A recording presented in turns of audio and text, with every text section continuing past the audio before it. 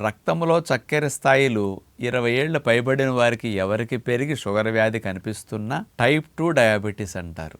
ఇది రావటానికి insulin resistance అని చెప్పబడుతుంది కారణం. ఇన్సులిన్ రెసిస్టెన్స్ అంటే రక్తంలో చక్కెరని కణము లోపలికి పంపించడానికి ఇన్సులిన్ సహాయపడుతుంది. ఆ ఇన్సులిన్ చెప్పినట్టు కణాలు తలుపులు తెరుచుకుని చక్కెరని లోపలికి తీసుకోవాలి. కానీ ఇన్సులిన్ చెప్పినట్టు కణాలు వినకపోతే దాన్నే ఇన్సులిన్ రెసిస్టెన్స్ అంటారు. నిరోధకత. తల్లిదండ్రులు చెప్పిన మాట పిల్లలు వినకపోవటం ఎలాంటిదో ఇన్సులిన్ చెప్పిన మాట కణాలు వినాలి, వినకపోతే రెసిస్టెన్స్ అంటారు. ఆ ఇన్సులిన్ రెసిస్టెన్స్ తగ్గటానికి టైప్ 2 డయాబెటీస్ రాకుండా ఉండాలంటే 3 ప్రిన్సిపల్స్ మీరు ఫాలో అయితే బాగుంటుంది. 3 చిట్కాలు. 3ట్లో మొట్టమొదటిది, రోజు తప్పనిసరిగా గంట నుంచి గంటన్నర వ్యాయామాలు చేయాలని నియమం పెట్టుకోండి.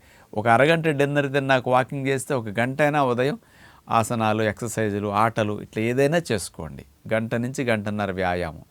రెండవది, రోజుకు 2 సార్లు తినాలని నియమం పెట్టుకోండి. 3-4 సార్లు తింటే రక్తంలో చక్కెర స్థాయిలు ఎక్కువైపోయి ఇన్సులిన్ రెసిస్టెన్స్ కూడా ఇంకా వచ్చే అవకాశాలు ఉంటాయి అన్నమాట. అందుకని రోజుకు 2 సార్లు తింటే డిమాండ్ పెరుగుతుంది. పొలాన్ని దున్ని ఎండగడితే నేలకు డిమాండ్ పెరిగినట్టే మనకు ఉదయం 10-11కి, సాయంకాలం 5-6కి అట్లా రోజుకు 2 సార్లు తింటే షుగర్ వచ్చే అవకాశం బాగా తగ్గిపోతుంది మీకు. మూడవది, పాలిష్ పట్టని ఆహారాలు ఎక్కువగా వాడుకోవాలి. అవి మిలెట్స్తో చేసిన పుల్కాలు. ఎప్పుడైనా అన్నం తినాలొస్తే మిలెట్స్ అన్నం కానీ, పాలిష్ పట్టిన ముడి ధాన్యాలు అన్నం పెట్టుకుని, అన్నం కొంచెంగా పెట్టుకుని కూరలు ఎక్కువగా పెట్టుకోవాలి. ఆకుకూర వేసిన పప్పు బాగా తినాలి. కూరల్లో కూడా ఉడికేటప్పుడు కొంచెం బఠానీలు, కాబోలి, శనగలు, రాజ్మా గింజలు, సోయా చిక్కుడు ఇట్లాంటివి వేసి వండుకోవాలి. ఇలా వేసుకుని ఉడికిన ఆహారం తింటే కూడా కర్రీస్ ఇట్లా ఎక్కువ పెట్టుకు తిని అన్నము పులకాల మోతాదు తగ్గిస్తే ఇన్సులిన్ రెసిస్టెన్స్ బాగా తగ్గుతుంది.